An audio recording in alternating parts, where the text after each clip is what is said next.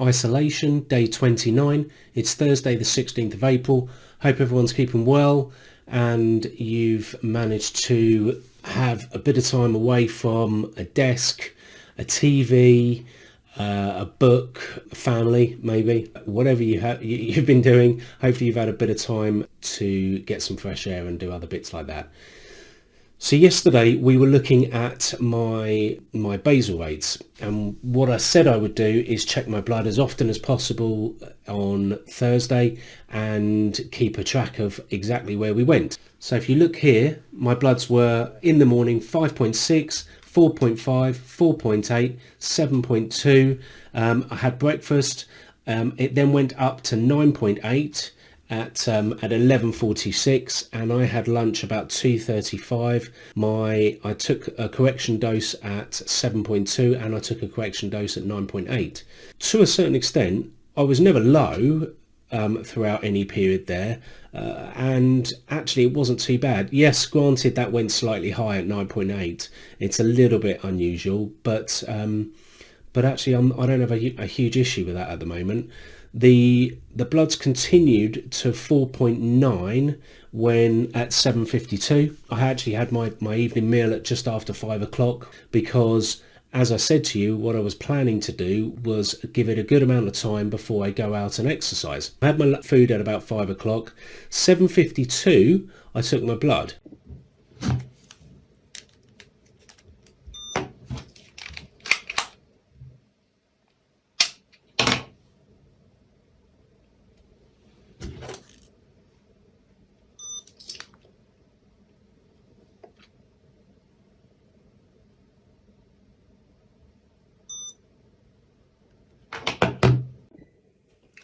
So my blood's 4.9.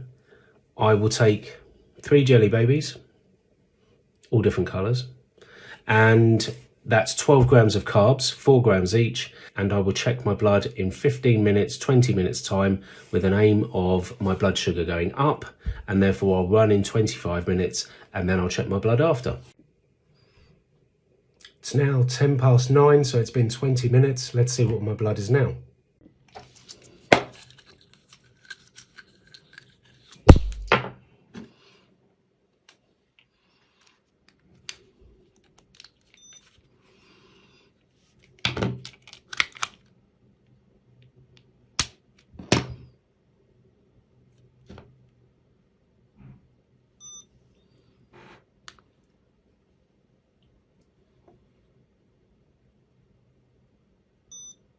So you can see my blood's at 4.9. I take 10 grams of carbs in the form of jelly babies, and then it just seems to shoot up very, very quickly, which to a certain extent isn't too bad.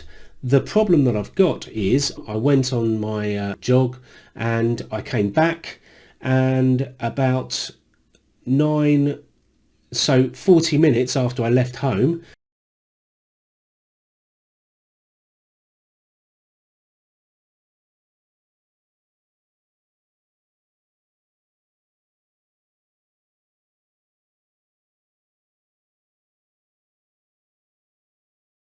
and my bloods were 3.6. So my training is clearly affecting me quite dramatically.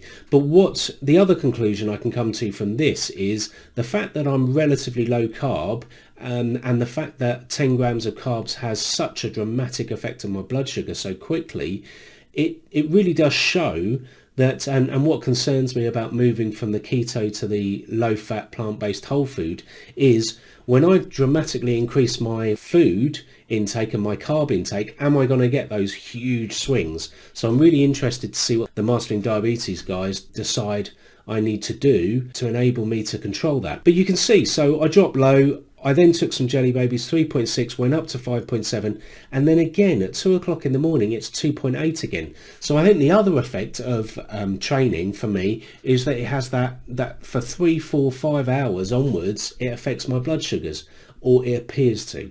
So I'm going to test it again, probably not tomorrow night. I won't go out running, but I'll do that Saturday night. So I think that's where we are at the moment. If you look here as well, 2 o'clock in the morning is 2.8. I took some jelly babies then. 4 o'clock in the morning 2.9, and 7 o'clock 5.4. Overall, it's not It's not great.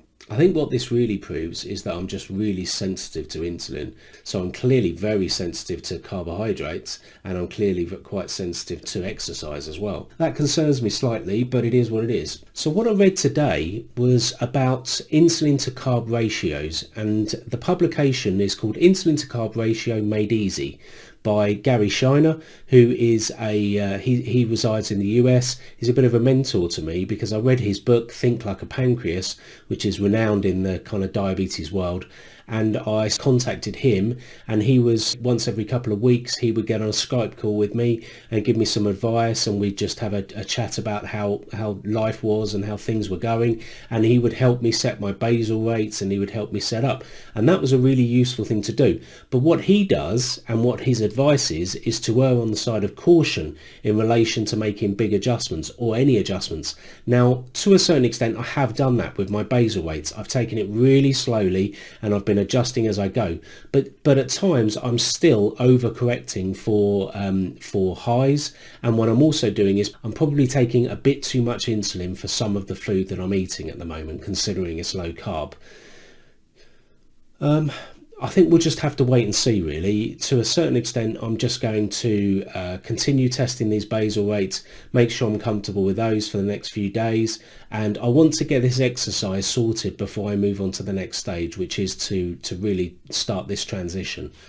Let's catch up tomorrow.